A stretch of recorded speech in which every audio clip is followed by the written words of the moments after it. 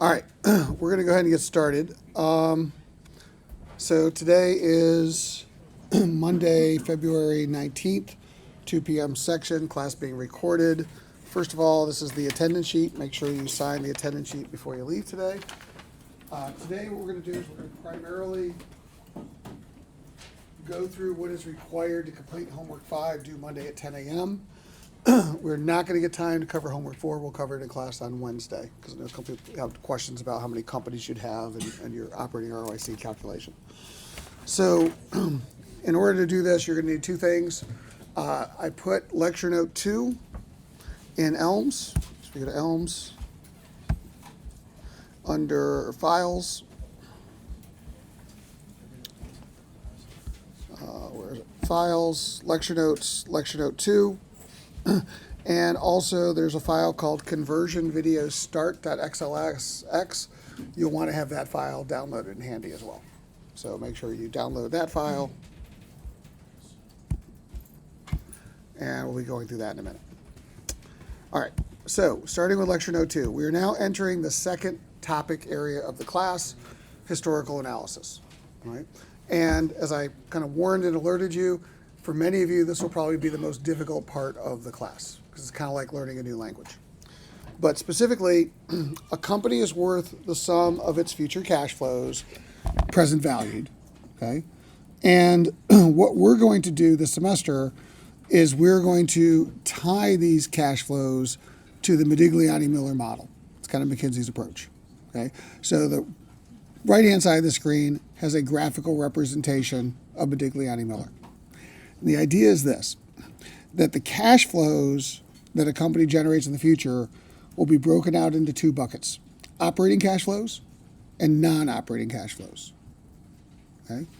And when we add those two cash flows together, that will get us something called enterprise value, or EV for short.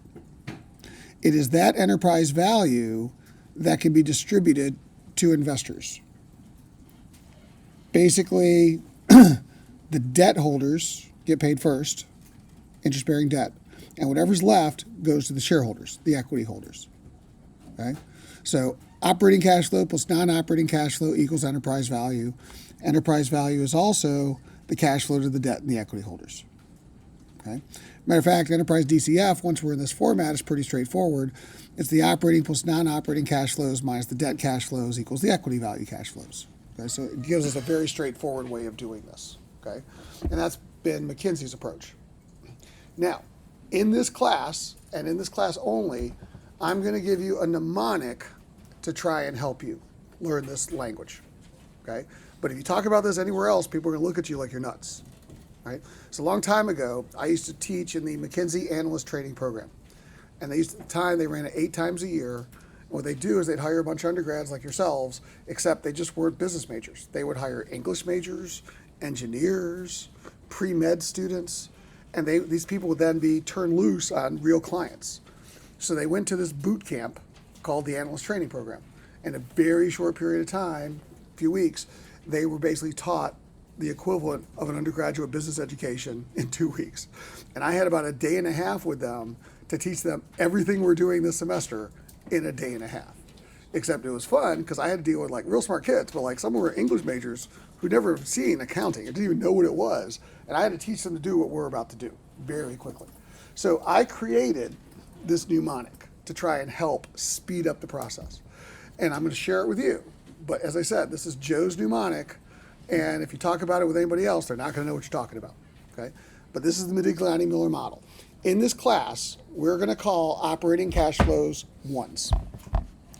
In this class, we're going to call non-operating cash flows twos. 1 plus 2 equals enterprise value. In this class, we're going to call interest-bearing debt cash flows 3s.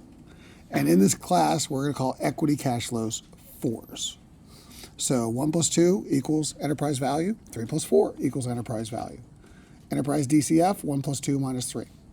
So you're going to get familiar with these mnemonics. It's going to help you learn the language. Okay? So the next slide is a representation at a high level of what we're about to do. Okay? And as we convert cash flows to Medigliani-Miller, that is not something that you're taught to do elsewhere. Okay? Most people, when they teach valuation, teach what's called the direct method. You go straight from accounting statements to valuation cash flows. McKinsey adds an intermediate step. Okay, so it's a 3-step process. The intermediate step is to reorganize the GAAP accounting statements into economic statements that match Medigliani-Miller, and then value the firm. Okay? And you might say, gee, why do we need an extra step? It's complicated enough. 2 reasons. Number 1, go slow to go fast.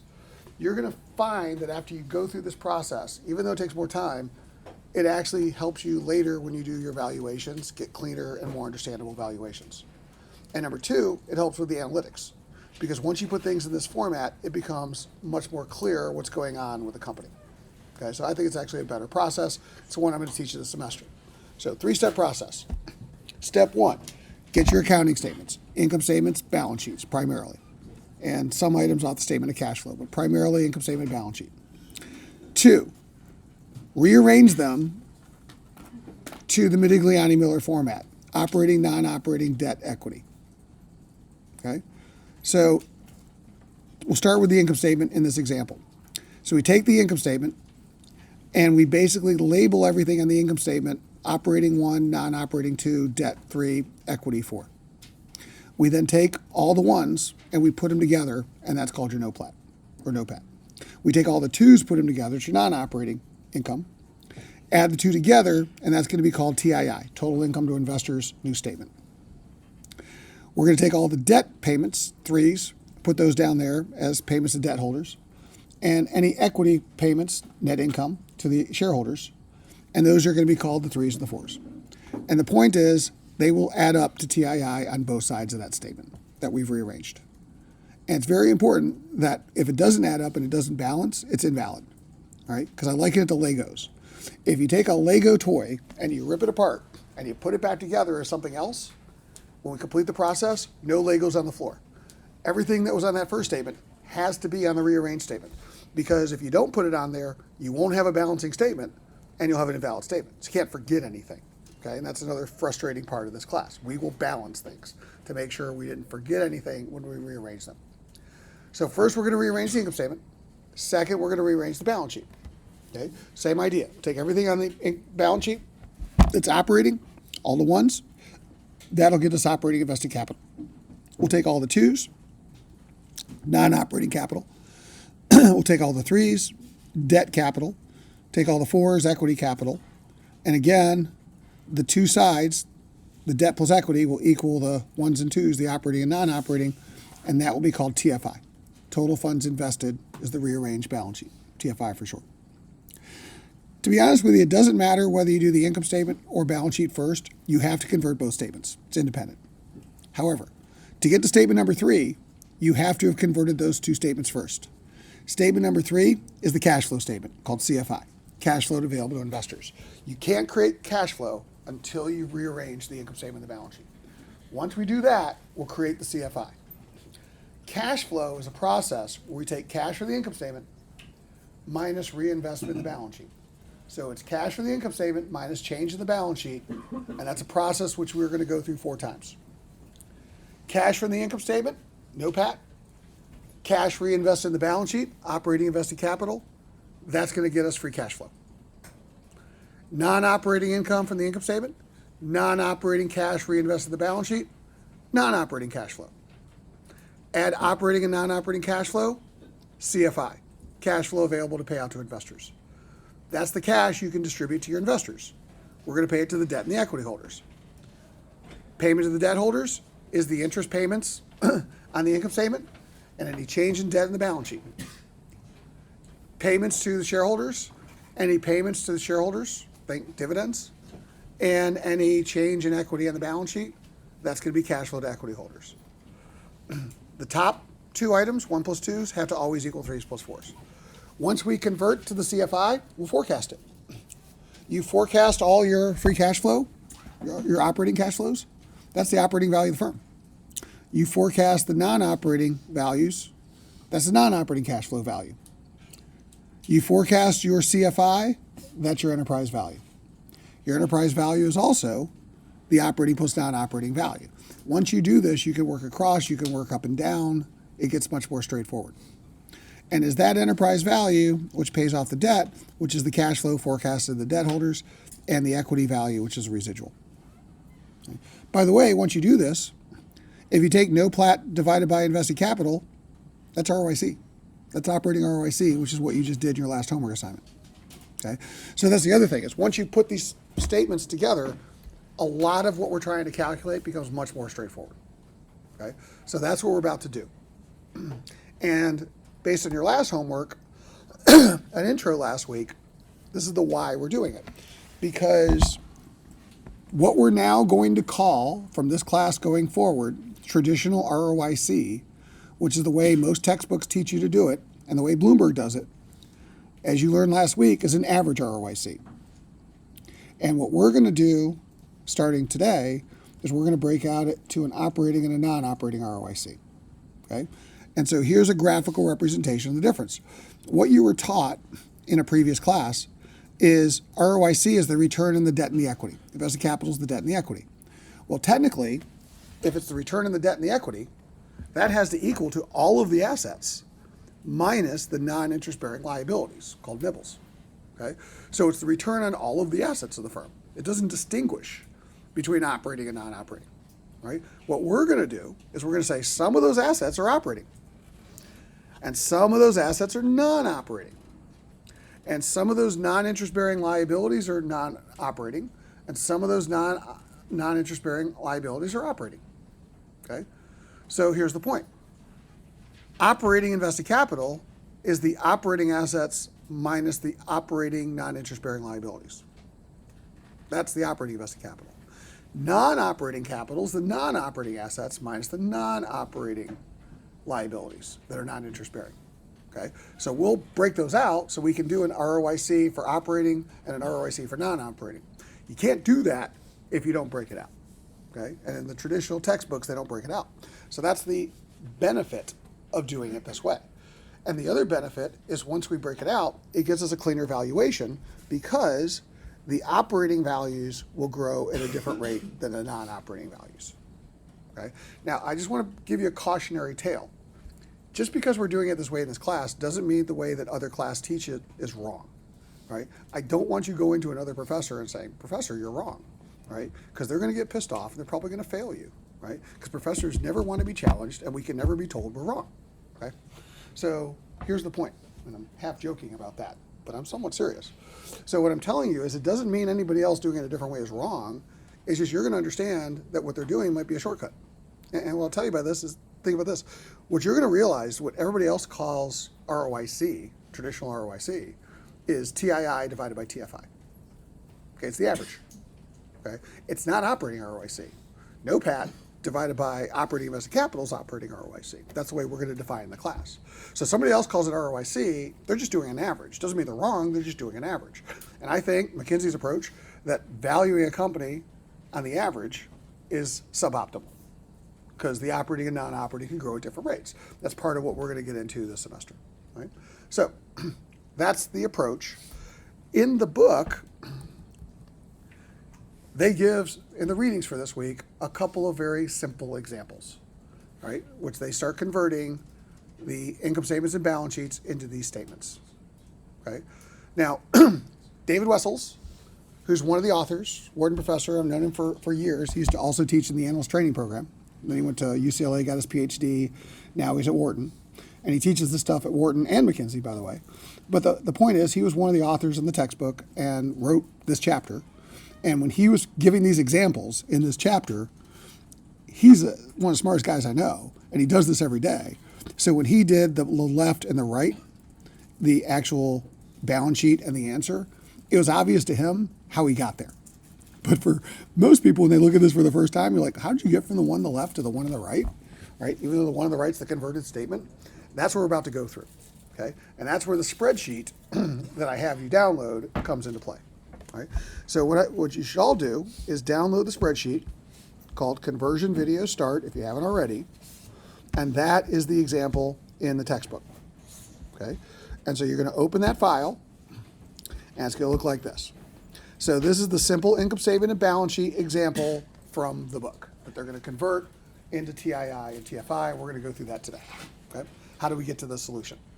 Now, I have added an extra column, column D, called the label column.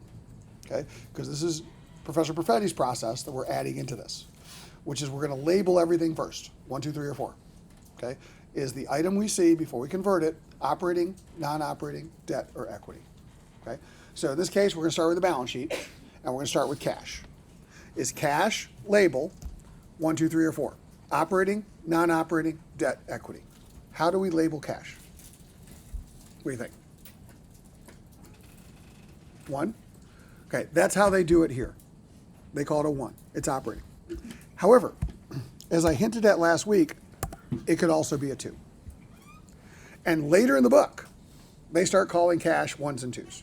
Right? And here's the point. As we said last week, some of your cash is operating, which means I need it to run my business day to day and I can never pay it out. Some of the cash is non-operating. I can pay it out. I don't need it to run my business. Now, when you talk to a company, like when I was CFO of the company in California, we had about $80 million worth of cash, and we were paying out $3 to $5 million a week in expenditures. Okay, so I knew, and from a cash planning standpoint, that and plus we had to pay payroll, that we needed about $20 million a month just to run the business day to day. That was cash we could never use for anything else. We just kind of keep it on hand for working capital. So if the $80 million of cash we had, $20 million was working capital, but the other $60 million was a little bit more discretionary cash. So $20 million operating, $60 million non-operating. Okay, but for purposes of this example, McKinsey just called it all operating. So there's just 1 in the training wheel example. But as I said, very quickly in the book, they switched to both 1s and 2s, but they don't tell you they did that. Okay? All right, so it's 1. Inventory. Operating or non-operating? 1 or 2? Remember, operating are the things that are recurring, selling our products and service on a normal basis. Non-operating items are things that have nothing to do with sales. So for example, let's say we're going to do a one-time layoff of a company, all right? That's not operating, it's one time. Okay? I don't do that as a normal course of business. I don't lay people off every 3 months, okay? So yes, it has an expense, but it's a non-operating item, okay? So back to inventory. Do you think it's operating or non-operating? 1 or 2? Operating, 1. The property, plant, and equipment. Basically our manufacturing facility, the equipment inside, and the land that it's on. Operating or non-operating? Operating, 1. I use my plant to make the inventory that I sell to my customers as a normal course of business. That's an operating investment. Equity investment. Microsoft invests in a company called OpenAI. They take a passive stake. They don't control the business. They just wrote them a check. Operating or non-operating? 2. Equity investments are non-operating. Now, we don't do the total. We just do the components because they're different. So now we'll go to the liabilities and equity side of the balance sheet. Accounts payable. We owe vendors money that we haven't paid yet. Is that a 1, a 2, or a 3? Operating, non-operating, or debt? To be debt, it would have to be interest-bearing. So that rules out 3s. Accounts payable are not usually interest-bearing. So is it operating or non-operating? It's actually operating. And here's the idea. Most of the accounts payable is typically the suppliers that I haven't paid for the inventory that I'm making. Right? You gave me the raw materials, I'm going to pay you net 30, net 45. Right? I owe you as a supplier for service order, probably going to pay in a month or 2. I'm not paying interest on that. If I paid interest on that, that would be debt. If I don't pay you interest, and I owe you the same amount in 30 to 45 days, that's a non-interest-bearing liability. So in this case, we're going to call it operating. It's 1. Okay. Interest-bearing debt. I got long-term debt. 1, 2, or 3? 3. Retained earnings. This is the retained earnings that belong to who? Who usually gets the retained earnings? Shareholders. So is this a 1, 2, 3, or 4? This is a 4. I have now labeled my balance sheet, my simple balance sheet. Trust me, homework 4 is a much more complicated balance sheet. But nonetheless, we're going to start with the simple. Now we're going to create the statement of TFI. We will do that in Excel by creating a new worksheet. We will call this worksheet TFI.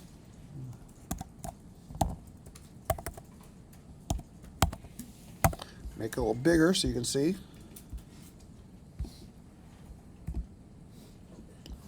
All right, so first, the reason I'm doing a worksheet is so I can copy and paste. So I'm going to copy and paste the years, prior current label,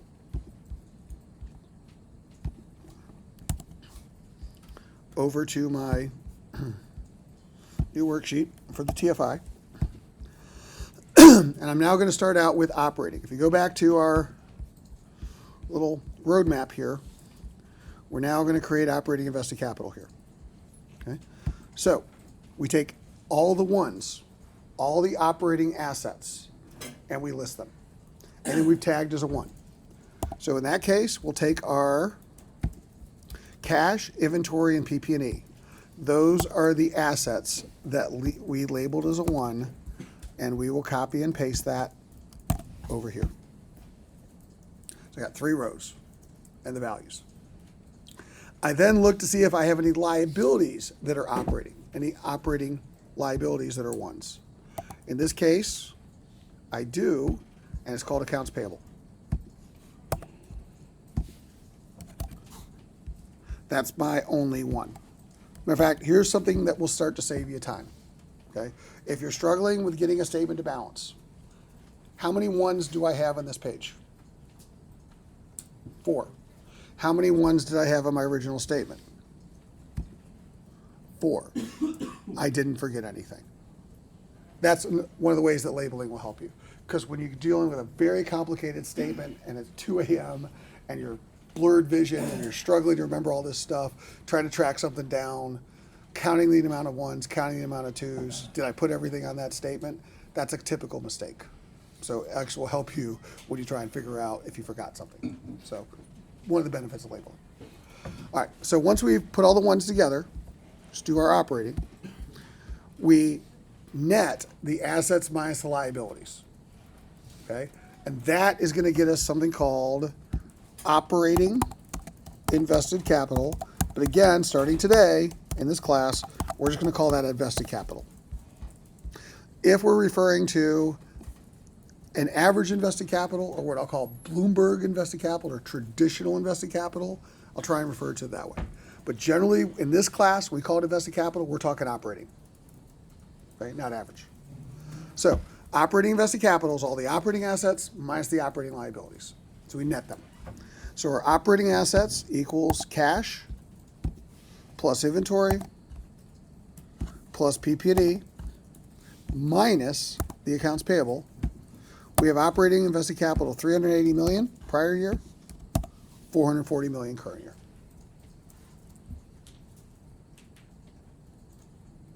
We now do the same with the non-operating capital. We look for anything that's a 2. On our balance sheet, any asset that's a 2, equity investments. Any liability that's a 2, we'd also bring over. Now this simple example does not have one. Take the non-operating assets minus the non-operating liabilities. That would get us our non-operating capital. In this case, the 15 and the 25.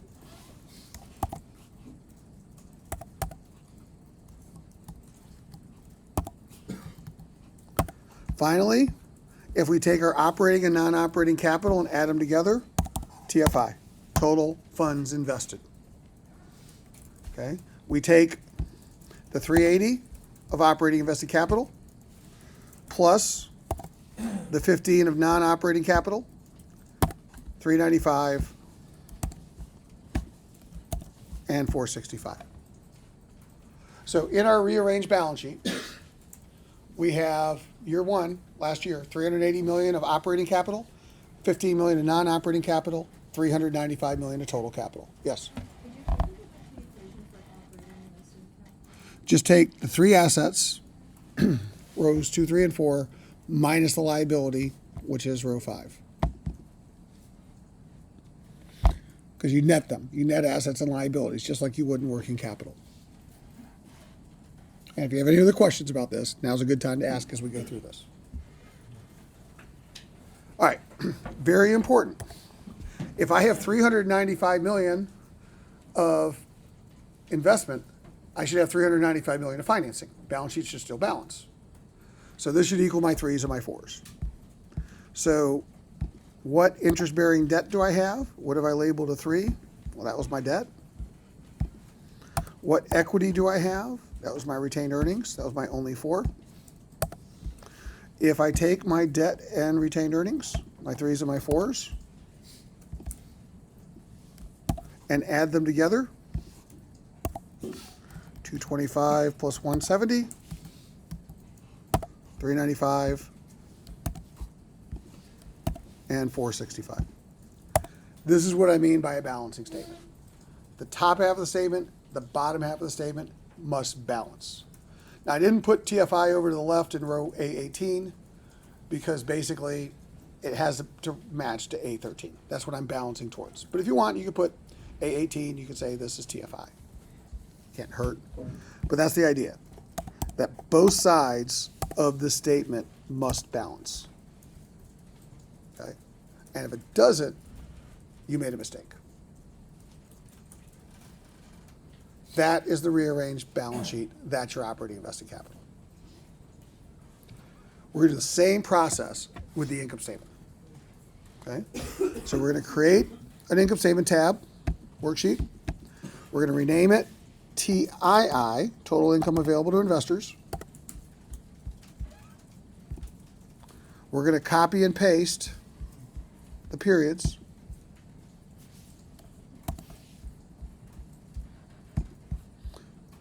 Into our new worksheet.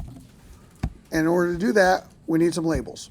So we're going to go down here to the income statement, and we're going to start labeling it. Same concept. What's operating off the income statement? What's non-operating off the income statement? What's a payment to the interest-bearing debt holder off the income statement? What's an equity payment to the shareholder off the income statement? Okay? So let's start with revenue. Do you think revenue is a 1, 2, 3, or 4? It's a 1. Typically, revenue is operating. It's selling products and services to the customers. So that's operating. Operating costs. Hence in the name, 1. Okay? That's your cost of goods sold, selling, general, administrative. Depreciation. 1, 2, 3, or 4. Depreciation. And I'll give you a hint. The item on the income statement should match where it comes from on a balance sheet. What on the balance sheet led to depreciation? And if we call PP&E operating, and we're reducing the value of the operating PP&E, the depreciation should also be operating to 1. Operating profits, the net of the 3 above. Generally, I don't like shortcuts, but here's one I'm going to let you take. When we get to cash flow, you can start with operating profit. You don't have to put the 3 items above, because the 3 items above will lead to the operating profits, the net of the ones. Okay? If you want to be granular, you don't have to, but I will let you, and I'm going to show you that my answer will have EBIT, or operating profit as the starting point. I'm not going to put anything before we get to the real world in a couple weeks to mess you up that's non-operating above operating profit. However, when we get to the real world, all bets are off, because accountants do crazy stuff. Okay? So we got to be very sensitive to what real world companies are putting as categories. But for purposes of learning, operating profit means everything above is operating. Interest expense, 1, 2, 3, or 4. That's 3. That's interest-bearing debt, which, by the way, comes from the debt, which is labeled as 3 on the balance sheet. Equity income. Microsoft, which invested in OpenAI, gets a dividend for their investment in OpenAI. Is that equity income? Operating or non-operating? Or is it debt? Or is it equity? What is it? 1, 2, 3, or 4? You think it's a 4? It's not a 4. It's not a 1, it's a 2. It's non-operating income on a non-operating investment. Think about this. What's the equity income coming from? It's coming from the equity income investment in the balance sheet, which we call non-operating. So if we're getting a non-operating income on a non-operating asset, they should be syncing up together. It's a 2. Tax. Is tax operating, tax non-operating, tax debt?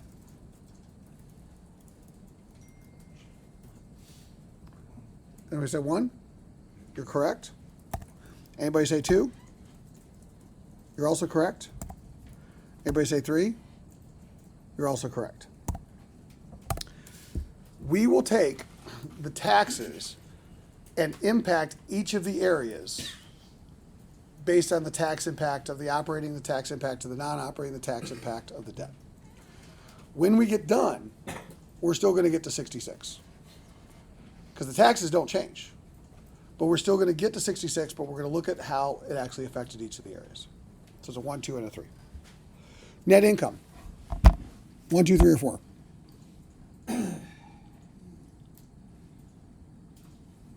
That's a 4. That belongs to the shareholders. This is where the TII stops at net income, because that's where the income statement stops. However, to do the cash flow, we will need one more item from the statement of cash flow, and that is the dividends paid. Okay, because that's the cash that's actually being sent to the shareholders. Do you think common dividends is a 1, 2, 3, or 4 off the cash flow statement?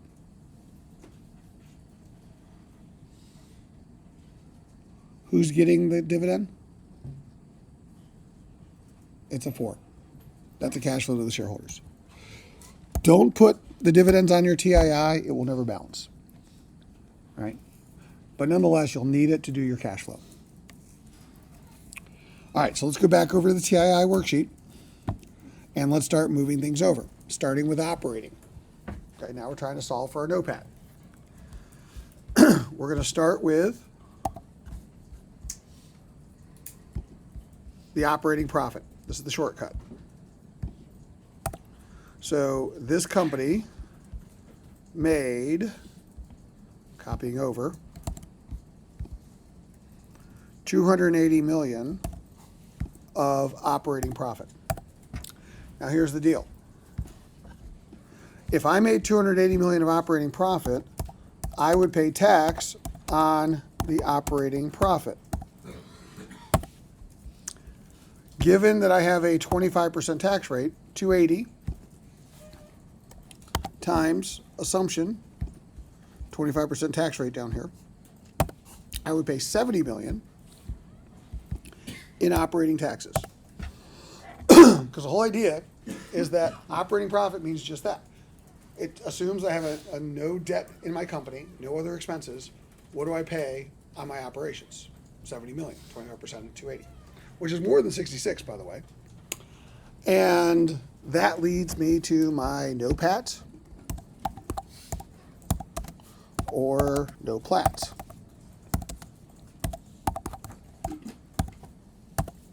Which is the 280 minus the 70, 210. Okay, so I make 210 million of NOPAT, not operating profit after tax. That's my operating off the income statement. Now I look for any non-operating income. We identified 1, 2, which was equity income, which was non-operating income. And this company made $4 million pre-tax equity income. That's 2. But same concept. Tax on equity income. I report $4 million of equity income times a 25% tax rate. I pay $1 million in tax. After tax equity income, 4 minus 1, I have $3 million of after-tax equity income. In the book, this is what McKinsey did. In the solution on the right, they showed a 4 on the left and they showed a 3 on the right. And we're like, how did they get from 4 to 3? Because Wessels knows that you take your pre-tax times 1 minus the tax rate, and 4 times 1 minus the tax rate, 0.75, is 3. That's what he did. But I'm saying if you want to granularly know what's going on, this is mechanically. I made 4 pre-tax. I pay tax on the pre-tax. What's tax subtracted out is the after-tax impact. That's how we got to the 3. Right? You're smart like Wessels. You can do the shortcuts. Have at it. Right? Less typing. But as I'm learning this stuff, I like to know what's happening. That's why I'm showing it to you more broken out. Okay? What you're going to be graded on is the right answer. How you get there, it's up to you. Right? So this is the only 2.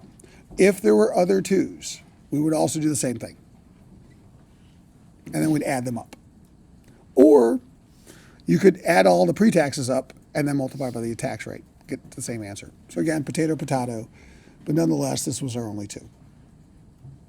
So now we get our TII, total income available to investors. Our NOPAT, operating, 210, plus $3 million of non-operating, 213 of TII. That's the income available to pay out to our investors. We made $213 million.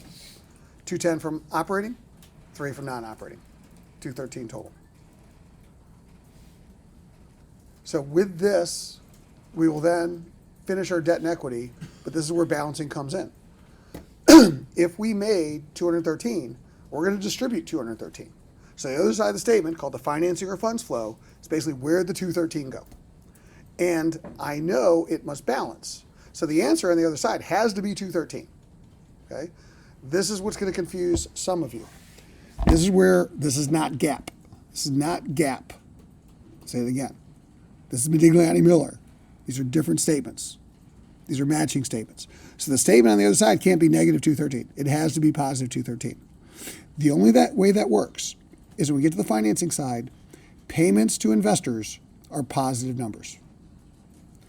I have 213 to pay out. Any payments I pay out will be a positive number adding to a positive 213. If I lost money, if I had negative income, I would need money from my investor to keep going. On the financing side, negative numbers are inflows.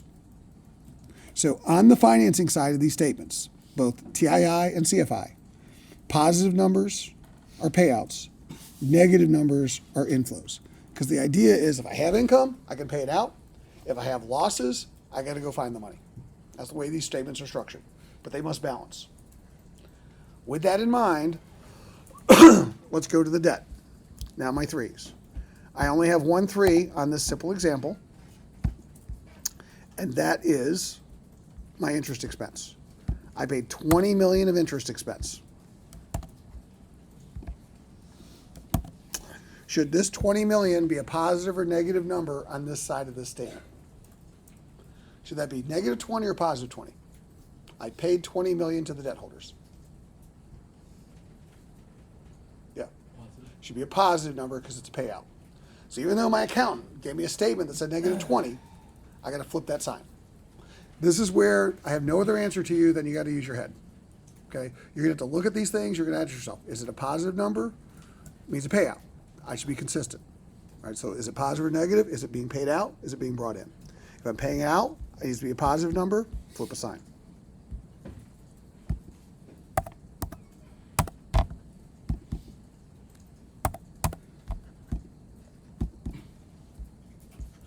Why is it not letting me flip the sign? Minus. There we go. Minus. That. There we go. 20. All right. Now here's the point. If I report $20 million of interest expense to a tax authority, they're going to let me deduct that. Companies can deduct interest. So I'm going to get what's called a tax shield. Right? So I'm going to get a tax deduction called a tax shield.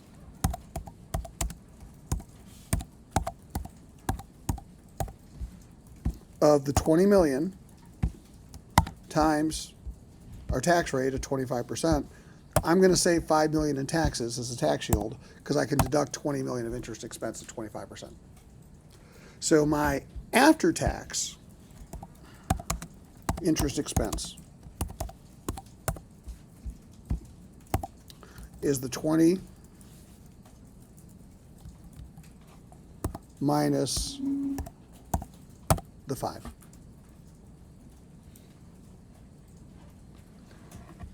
And then finally, payment to the shareholders, net income.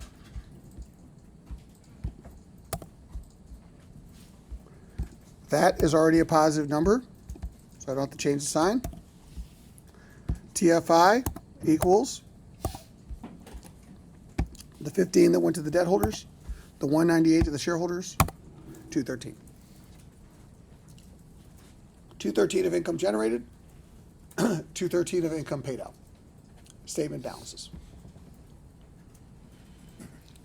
When we started this process, I told you that the taxes had to add up to 66, right? Because you look here, the company paid 66 in tax. So let's see if we still get 66 in paid tax. How much tax was paid for operations? How much tax do we pay on the operating profit? What's that number?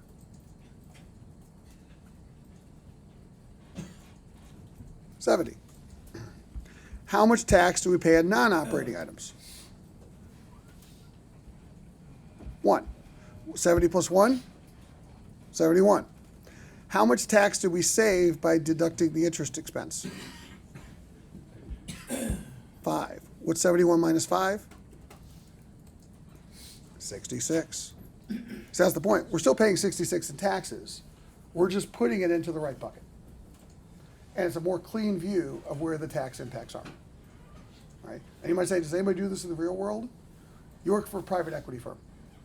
They're going to load up a bunch of debt and pay themselves an equity distribution. Part of the analysis they're going to do is how much tax shield they save in order to load up on the debt.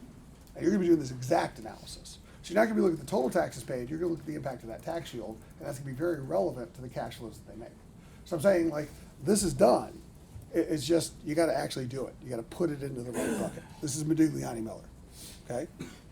So, everybody clear on this? So here's the other confusing part.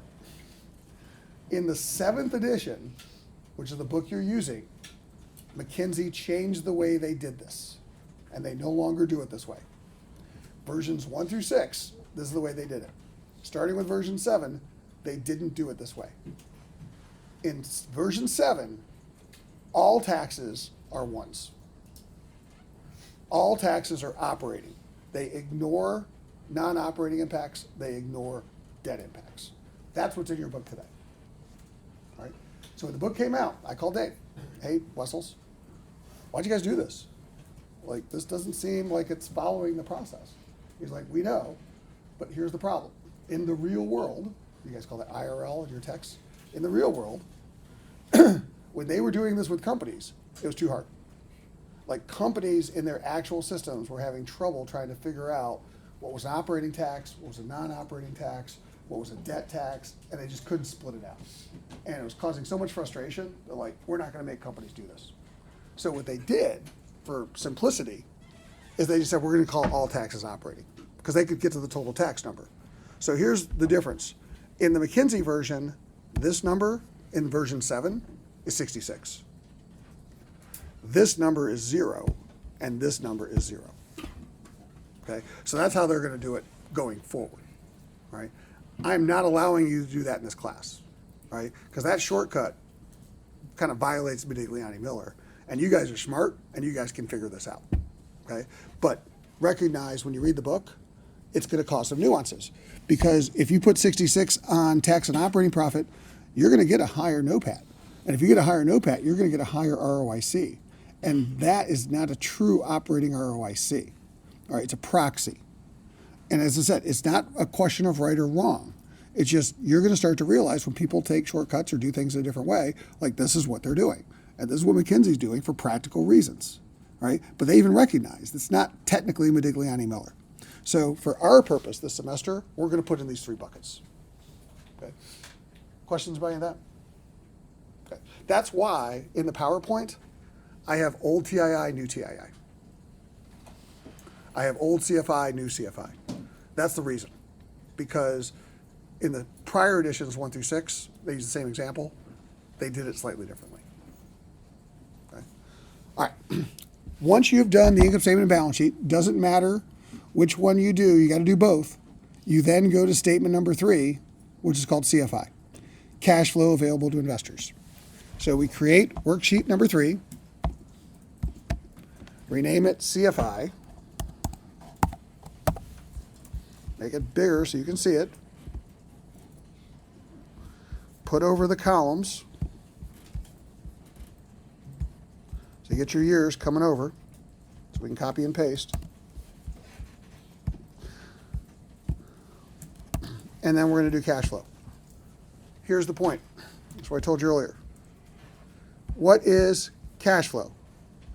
Cash from the income statement minus reinvestment in the balance sheet is cash flow. Cash from the income statement minus change in the balance sheet is cash flow. That is a process we're going to do 4 times. 1 for each of the items. Operating, non-operating, debt, equity. Income minus change in balance sheet. Okay? So let's start out with that process. Let's do operating free cash flow. So to do operating free cash flow, cash for the income statement, we start with our TII, our no pat or no plat of $210 million.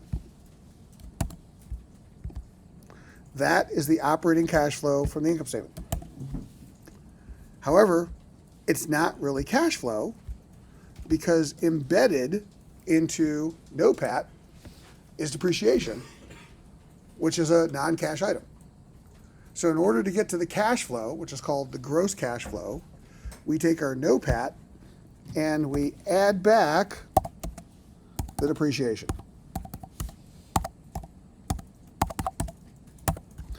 So in the current year, the company reported depreciation of $20 million. So to get to what's called gross cash flow,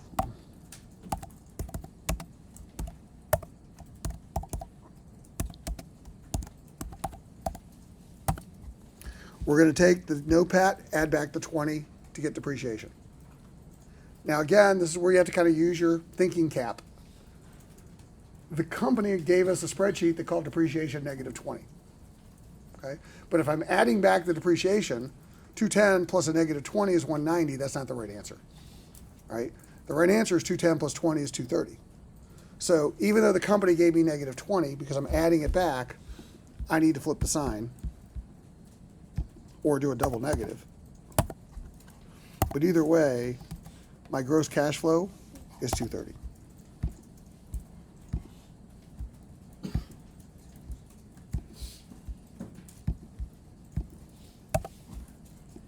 And those are the operating cash flows for the income statement. It's called gross cash flow. Free cash flow is gross cash flow minus gross investment. Gross investment is the reinvestment of cash back in the balance sheet.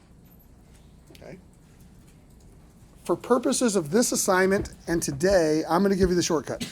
On Wednesday, our next class, I'll show you the granularity that led to the shortcut. But if you want to use the shortcut for this assignment, you're good. Okay? And this is going to be called gross investment.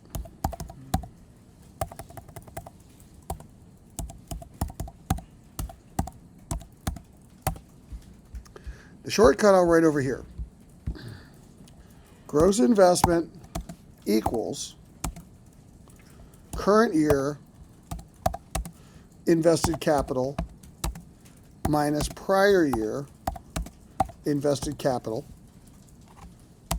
plus depreciation. And I know you're going to have this question about why is there a plus depreciation here. And again, we'll get into the granularity of this in the next class. We don't have time to get through it today. But that's the formula. That's the investment we're making in the operating invested capital. So here's how this would work.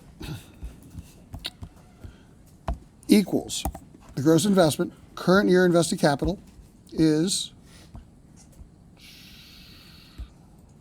440 minus last year's invested capital, 380. 440 minus 380 means we invested 60 plus the depreciation. We put 80 of investment into our balance sheet. So that our operating free cash flow equals gross cash flow minus gross investment, 150. That is the free cash flow, operating free cash flow of the business. That's our ones. Next, I do my twos. I go to the income statement.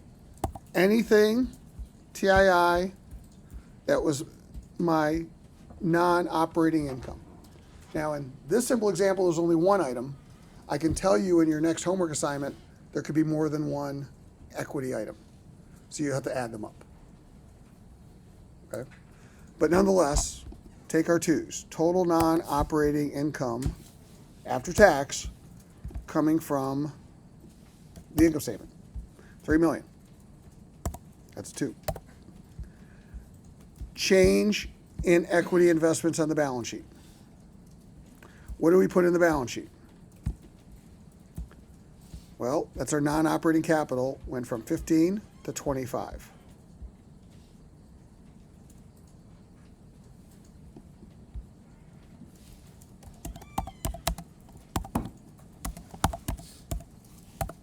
So it went from equals current year, TFI, it went from 15 to 25. That means, using my Microsoft example, Microsoft put an additional 10 million, increased its equity investment into OpenAI. Using the metaphor. That's a 2. Those were the changes in the balance sheet, and that was the cash for the income statement. So I got 3 million coming from the income statement. I put 10 million more of equity investments in the balance sheet. What I'm trying to get to is my non-operating cash flow.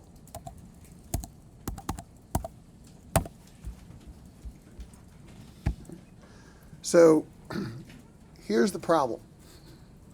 What I'm eventually trying to get to is something called CFI. Cash flow available to investors. Okay? This is the cash that I can pay to my investors. Total cash. I make 150 million of free cash flow. That's cash I can pay to my investors. Positive 150.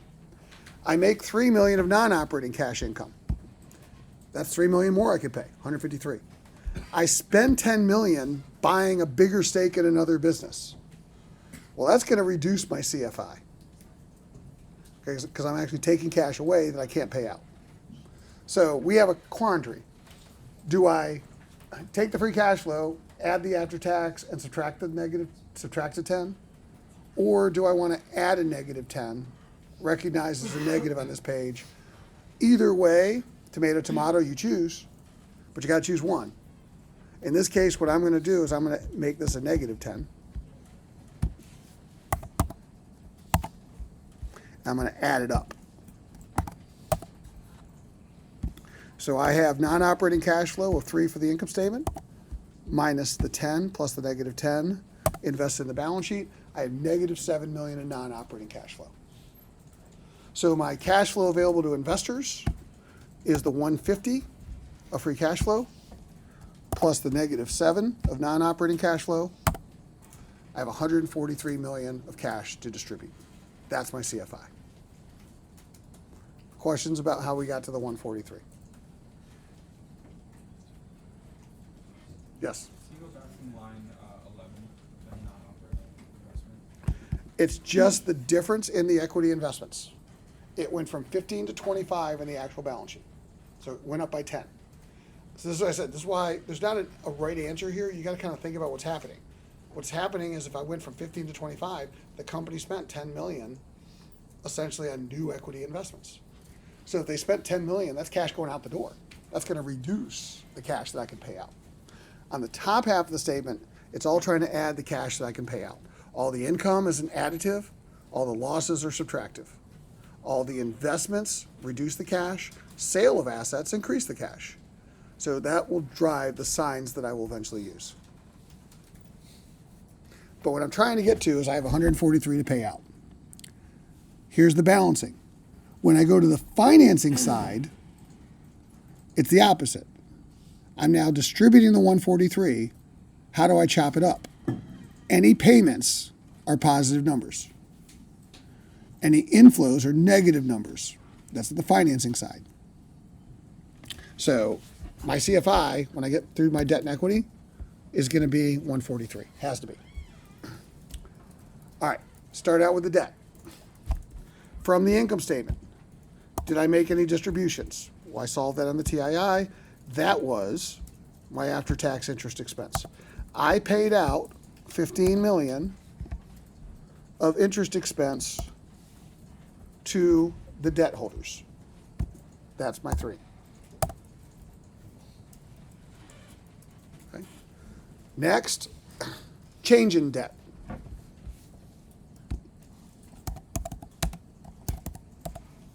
This is the change in the balance sheet. So my debt went from 225 to 200, which means I paid off $25 million worth of debt early, principal. My debt went down. On the cash flow statement, is that a positive or a negative 25? On the CFI, if I paid off the debt, positive or negative? Why is it negative? That's right, which is an outflow. And we said outflows are positive numbers. It's actually a positive. As I said, this is tricky stuff. Make sure you start to understand this. On this side of the statement, on TII, CFI, payments, in order to match the TII or the CFI, have to be positive. Because if you put negative 25 on here, you'll never add up to 143. And it'll be very frustrating as you do your homework assignment. So it's got to be a flip side. It's got to be 25. This means it was reduced.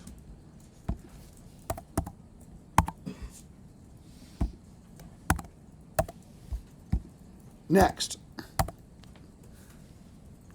from the income statement, cash flow to the shareholder. This is what I'll call curveball number 1. This is the tricky part. Is the net income the cash payment to the shareholder? Is the net income the cash payment to the shareholder? What is the cash payment to the shareholder? The dividend. On the CFI, you don't use net income, you use the dividend. Because that's the actual cash flow, name of the statement, that's going to the shareholders. On the TII, the rearranged income statement, use net income. That can be confusing, but that's actually one of the tricks. So, equals, off of the cash flow statement, which is why I give it to you, the dividends were 103 million. Again, reported as a negative number because that's a distribution to the shareholders. We need to flip the sign.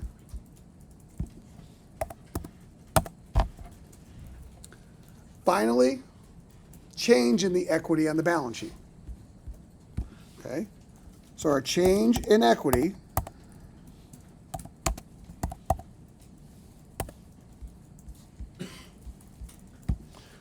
our retained earnings, which is the only equity account, went from 170 to 265, which means we increased our equity balance by 95. If I increase my equity balance, does that positive or negative number on this side of the statement? That should be a negative. So my change in equity should be negative 95. Because I increased my equity, brought money in for the shareholders. That's my 4. So now I've gotten the income statement and balance sheet cash for the shareholders. I've finished. I can now add for my CFI. I should be able to sum these 4 items, and I need to get to 143.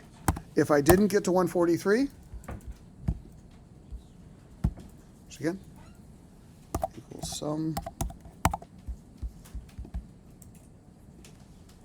I made a mistake. I got to 48. So I clearly made a mistake. I have an unbalancing statement. So now my job is to figure out where I made the mistake. Okay? Here is the mistake. Maybe the 95 should be positive 95. Nope. This is curveball or trick number 2. Retained earnings is a non-cash account. A change in a non-cash account has no impact on cash flow. Do not put change in retained earnings on your cash flow statement. Now, statement balances. Trick number 1, it's the dividends, not the net income. Trick number 2, change in retained earnings is not cash flow. Don't put non-cash items in a cash flow statement and call them cash flow. It won't balance. And you will spend hours manipulating these numbers, changing signs back and forth, and give up in frustration.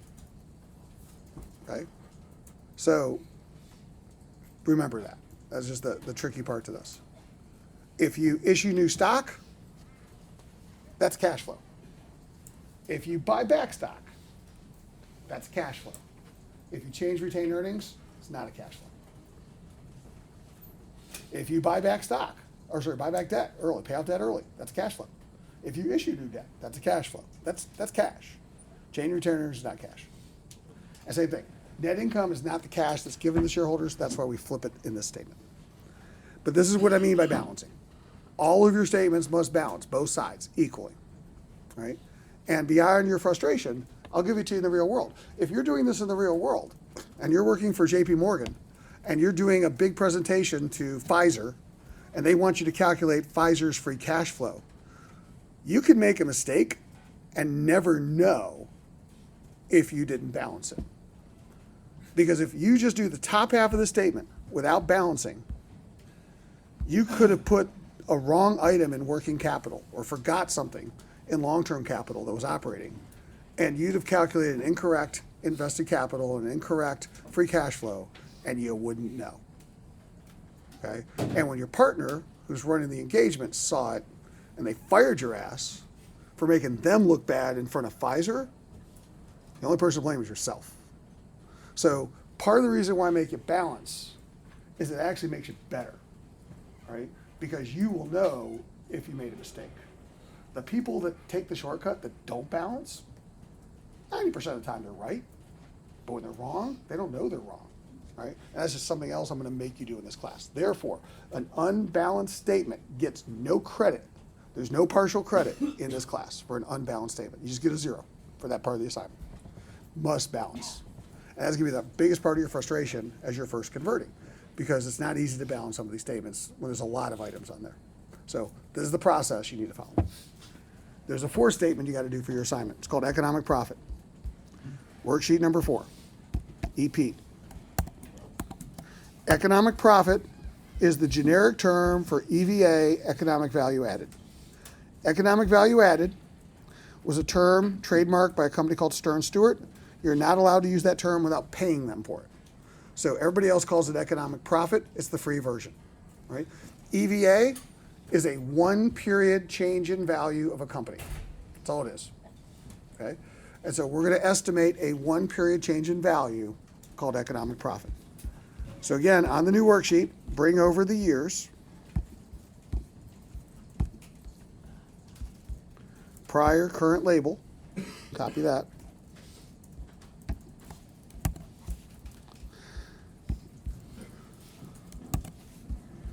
Then, 2 ways to do it. Again, everything's got a balance. Okay. The first I'm going to give you the spread method. To do the spread method, you start out with your notepad. We did that on the TII. And we divide by invested capital off of our TFI. And that will get us our ROIC, which for this assignment, I'm going to call BOY ROIC. BOY is an acronym that stands for beginning of year. Okay? So here's how it works. This is your NOPAT in invested capital for the periods. The way that you do BOY ROIC is you take the current year NOPAT and you divide by the prior year invested capital. In this case, 55%. And you might say, gee, why don't we do 210 divided by 440? Why are we doing 210 divided by 380? Let's say you are a manufacturing company and a lot of the new capital is you're building a plant. If I'm trying to figure out how well the business is doing, I don't want to put the money on the unbuilt plant into the calculation because that's going to distort how well you're really doing on making your product. So by using the starting invested capital, last year's invested capital, I'm excluding the current investment that's actually not being used to get a truer representation of the performance of the business. That might be one reason why you do a BOY. You might also do an average capital, or you might do an end of year. For purposes of the assignment, I'm going to ask you to do this. So you get 55%. Okay? Now, I'm then going to give you a whack. Let's just say it's 10%. Making up a number. That's going to get you a spread. My spread is my ROIC, 55, minus my whack of 10. I have a 45% spread. Okay? Here's how you calculate economic profit, method 1. Economic profit equals the spread times beginning of year invested capital. So what you do is take your current spread of 45%. I made a 45% spread on a 380 investment. I created 172 million of value. That's my NPV for one period. It's called economic profit. Method number 2. I had NOPAT of 210. Less the capital charge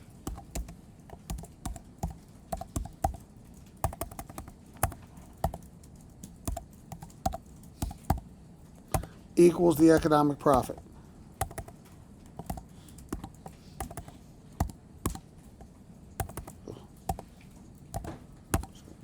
There we go.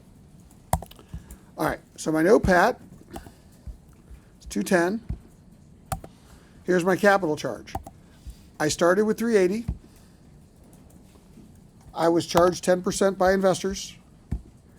I needed to pay them 38. 10% of 380. I made 210. 210 minus the 38,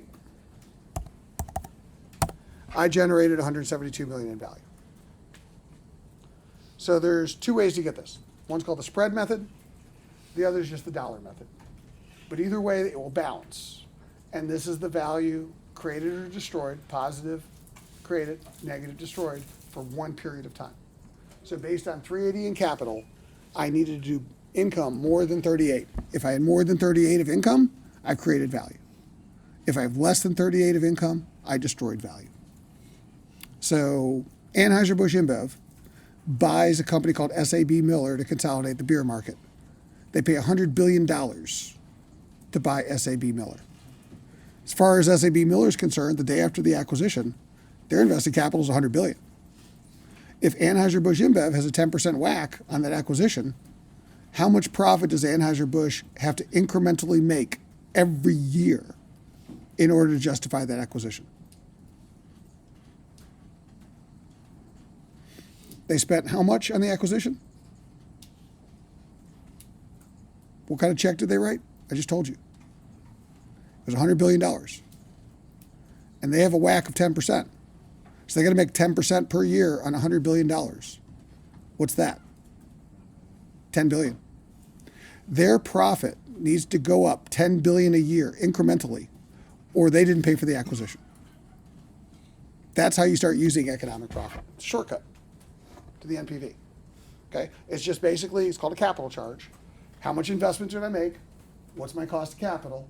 Translate that, that's my dollar target I gotta make. If I can't beat that dollar target, I can't be creating value. And on average, they're going to make $10 billion a year more. Matter of fact, why is Anheuser-Busch InBev a busted stock? Because they haven't made $10 billion more after they did the acquisition. They paid too much. And it doesn't mean it was a bad acquisition. It just means it paid too much because they had a fatal flaw, which is, number one, they tried to consolidate the beer market as people stopped drinking beer and started drinking hard alcohol. And then fatal flaw number two, people stopped drinking beer because they started smoking dope. And so basically it was the growth of cannabis and the growth of hard alcohol that hurt the beer market long term.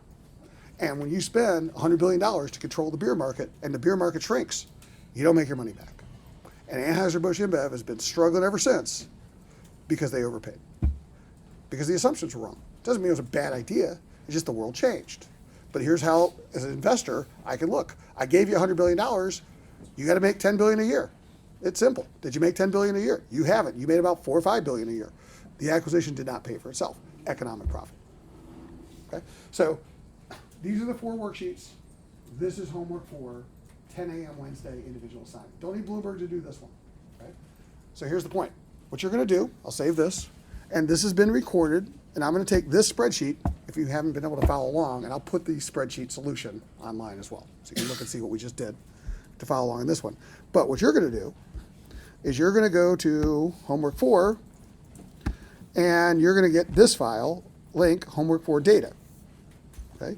And in that homework 4 data file, you're going to get this file, which has 3 years worth of income statements and balance sheets, many more rows of items than we just did. But to make your life a little easier, I'm giving you the labels. Because I know you're not as familiar with the 1, 2, 3, 4s, I'm giving you the 1, 2, 3, 4s. Okay? So I know it looks scary because there's a lot more stuff on here, but if you follow this process, you're copying and pasting. So it doesn't matter whether I give you 3 years, 10 years, 6 years, it's just copy and pasting. Okay? So that shouldn't intimidate you. The columns that I'm adding don't matter. The rows shouldn't matter because I'm telling you whether it's a 1, 2, 3, or 4 to where it goes. Okay? Generally, if it's above EBIT, it hasn't been tax impacted. If it's after taxes, it's been tax impacted. Okay?